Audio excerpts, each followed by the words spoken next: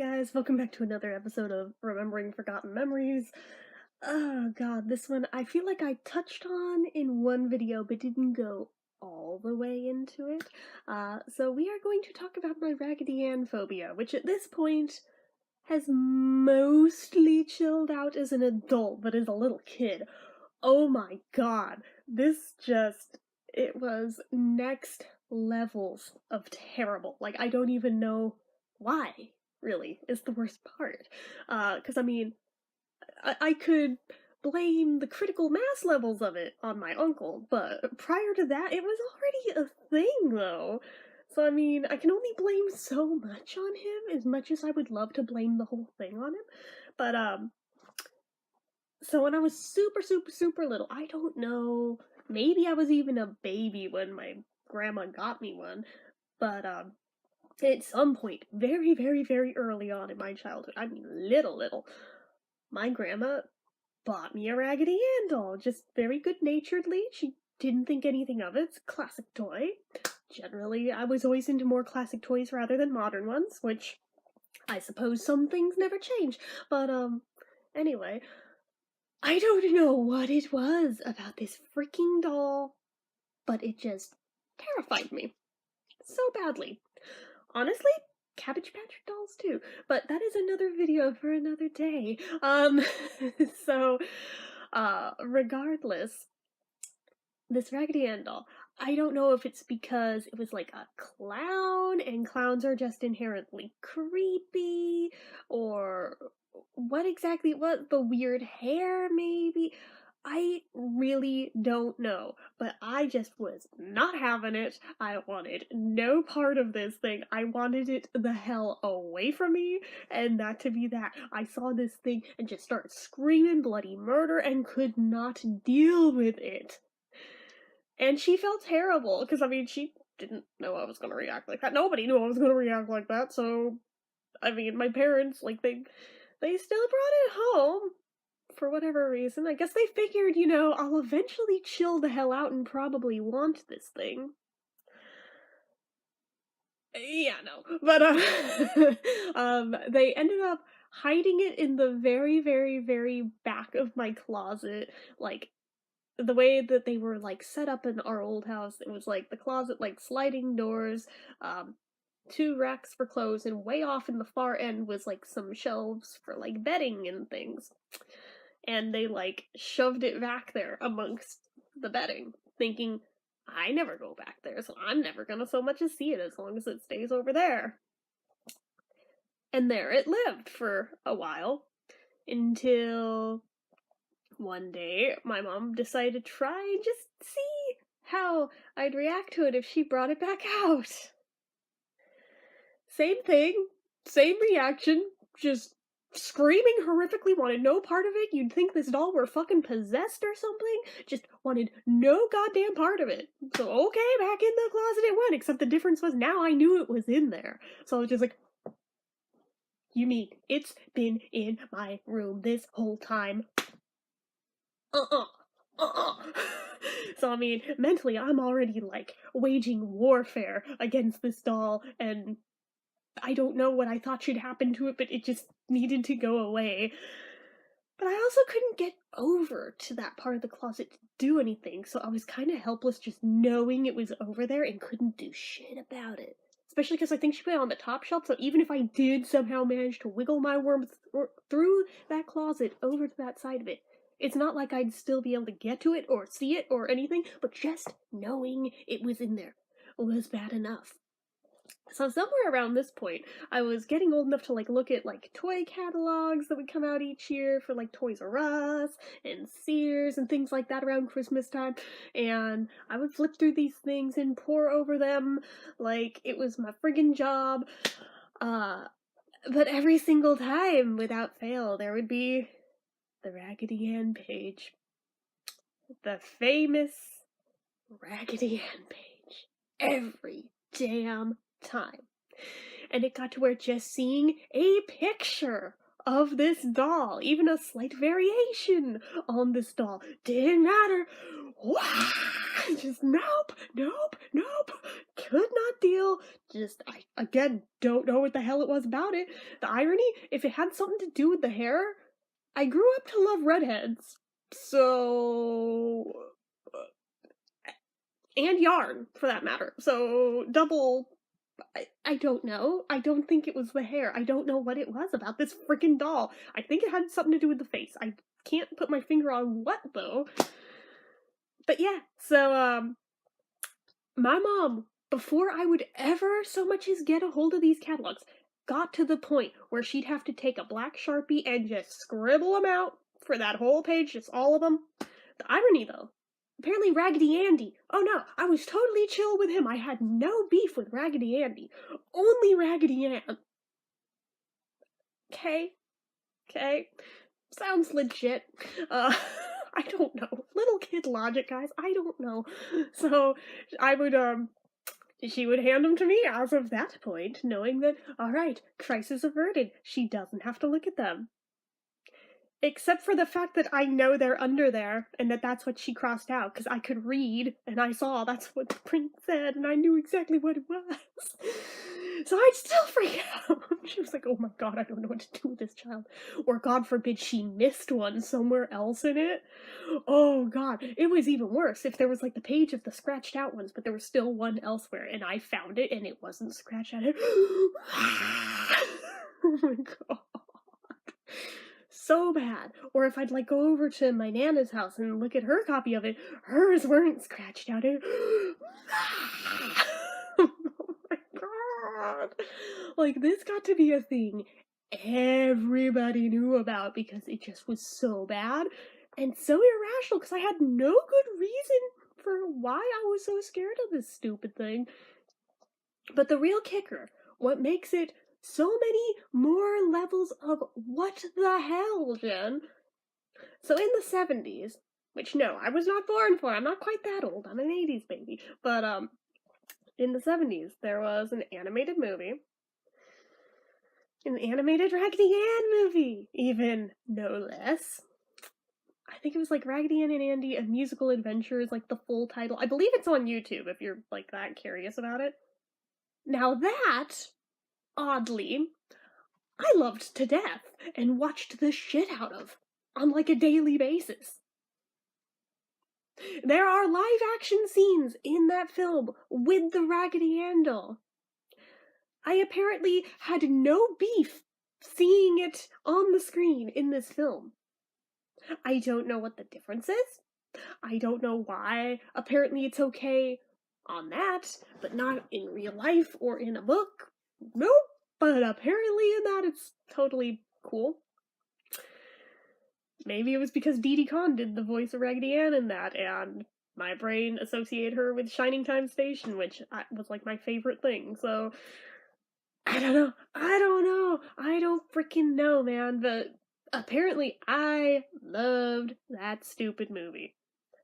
I still, from time to time, rewatch that very stupid movie, although the irony, there were parts in it that scared the shit out of me, and I would watch it anyway. Not because of Raggedy Ann, but there was like other things like, if any of you have ever seen it, The Greedy.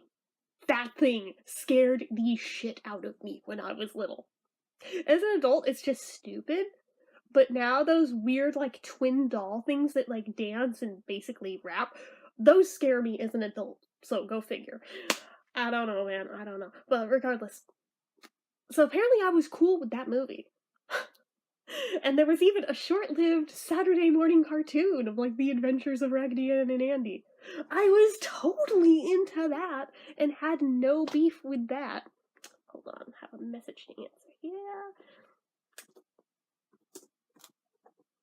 Okay, but yeah, I had no beef with that cartoon whatsoever.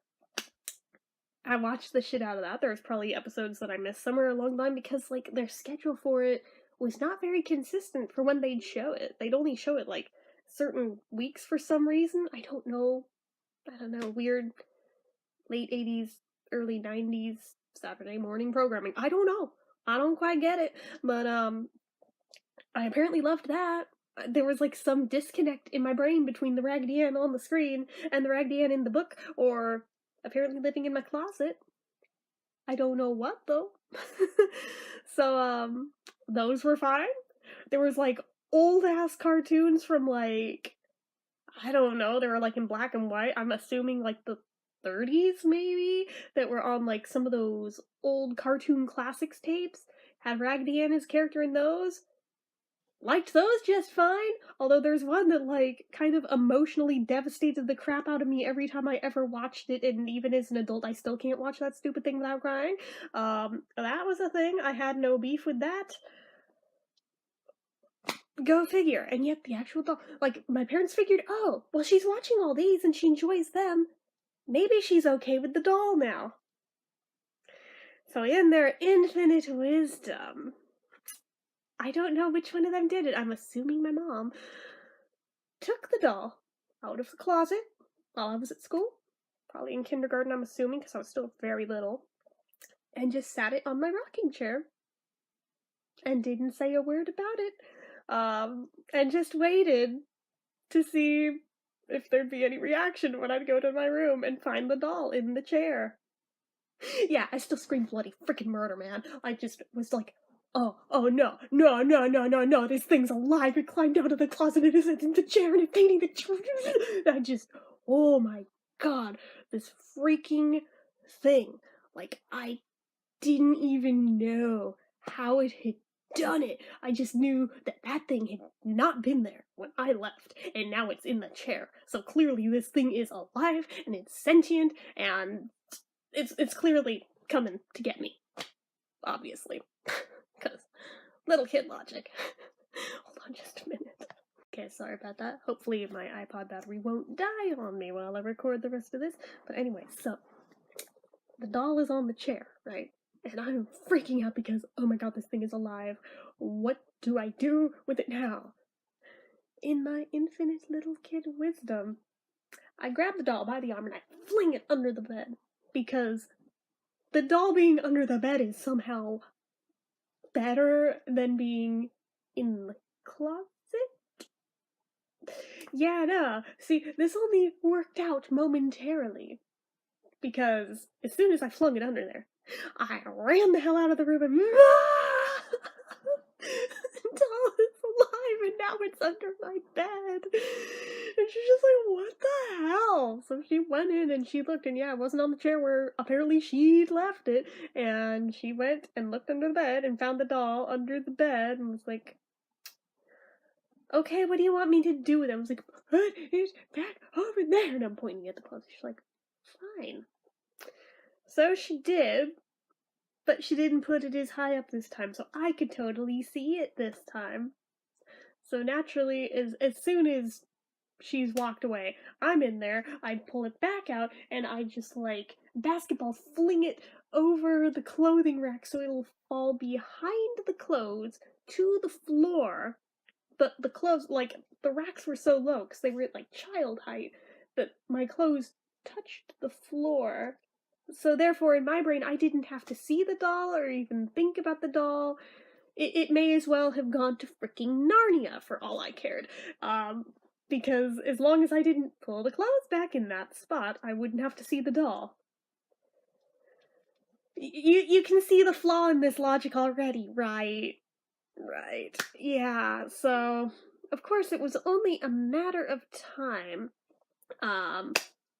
till I'd have to pull out some clothes to where that doll was now visible and looked like it was dead on the floor, sprawled out on the floor. I was like, oh my god, oh my god. So this was even more freaking terrifying to me, and I went and got my mom yet again that day to come deal with this doll. And by this point, she's getting real sick of my shit, right? So she takes the doll, and she puts it in this toy hammock thing I have in the corner of my room. It's at the foot of my bed, no less. I'm guessing this was some sort of fucked up tough love, I don't know. She stuck it smack dab in the middle of those toys where I would have to look at it. This was so freaking cruel as far as I was concerned. I was like, why would you do that? And now the other toys are touching it and they're tainted now because they touched the doll. Just...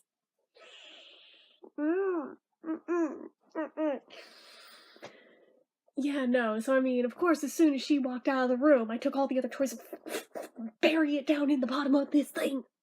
Even though now I'm seeing, like, its foot dangling through the bottom of it. I'm like, no, shove that back in there. I don't have to see it. I don't have to look at it. I just get this thing as close to gone without actually being gone as possible. See, this was before I saw Toy Story. If I had seen Toy Story, I would have felt probably a lot more sympathy to this poor doll, because I would have been scared that it had feelings, and I'm over here hurting them left and right, which, in hindsight, even though I know the thing is not real, I still kind of feel like that is a thing with toys, thanks to Toy Story. Thanks, Toy Story. But, yeah, that. There's another piece of this, hold on. Okay, so let's see if I can get through the rest of this story this time. Okay, so after I stashed the Raggedy Ann in the bottom of this toy hammock thing, I thought maybe this would be like more or less the end of having to see or think about it or anything, and if I didn't bring it up, maybe my mom wouldn't bring it up, and that would just be that. Except that's not how it works, because like I said, literally everyone seemed to know about this by this point. And that one asshole uncle of mine, you know the ones, that you've been on this channel a while, you know which one I am talking about, felt the need to exploit the shit out of this, because how better to exercise control over a small child than by fear, right?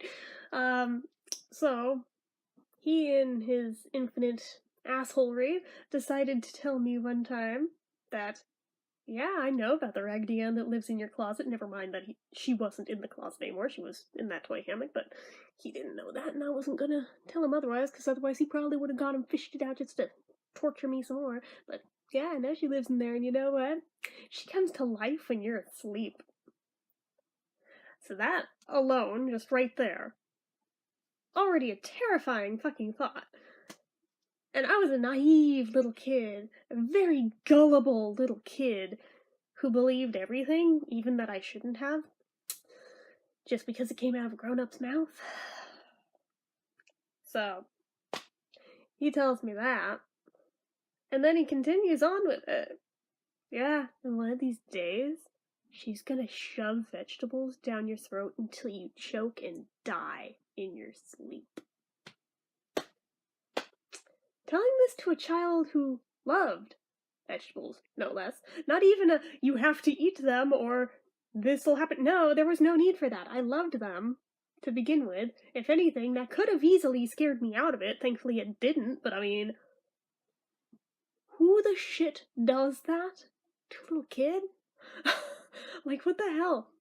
So now, after he's told me this, and I'm stupid enough to believe it, yeah, the kid who already had massive sleep cycle problems to begin with is now terrified to ever sleep, because if I sleep, she'll come to life. If she comes to life, she might kill me in my sleep. Great. Great.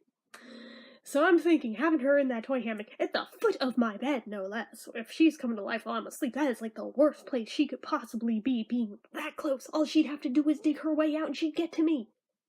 All she'd have to do is dig out, hop onto that bed, and she'd be right there. So I dig her back out, begrudgingly, and now I have a better plan of where to stash her. I had a toy chest that, honestly, it didn't really see as much use as it should have, because mostly the things that were in there were largely already outgrown and were kind of just taking up space. So I shoved her all the way down to the bottom of that, and piled everything else that was in there on top of her. I closed the lid of this thing. I covered it. It had like a bench seat on it, so kind of like those plastic ones that like everyone has, but I didn't have. I had like an actual wooden one, but I went and I like stacked up heavy books on top of it and stuff. Just like anything heavy I could find around my room, I decided is gonna live on there now, and it's gonna hold her the hell in there. And wouldn't you know it, I'm still here to tell the tale, and I think she is still down there. to this day, even though we don't even live in that house anymore, but we kind of never finished emptying it out. We'll probably have to do that at some point. Hold on. Okay. We'll probably still have to do that before that house gets demolished at some point, so I may have to see this doll one more time, but in my head, I'd like to fantasize that maybe as the house is demolished, she'll be demolished with it, you know? Maybe. Maybe. I don't think it works that way, but in my head, I can fantasize this. That the reign of terror of Raggedy Ann can finally end with the destruction of that house. Fitting. So, anyways, that is about it. I mean, it's weird though, because like I said, the cartoon versions of her, not an issue with, still not an issue with, but the doll still gives me the heebie-jeebies. And wouldn't you know it, as a Liza Minnelli fan,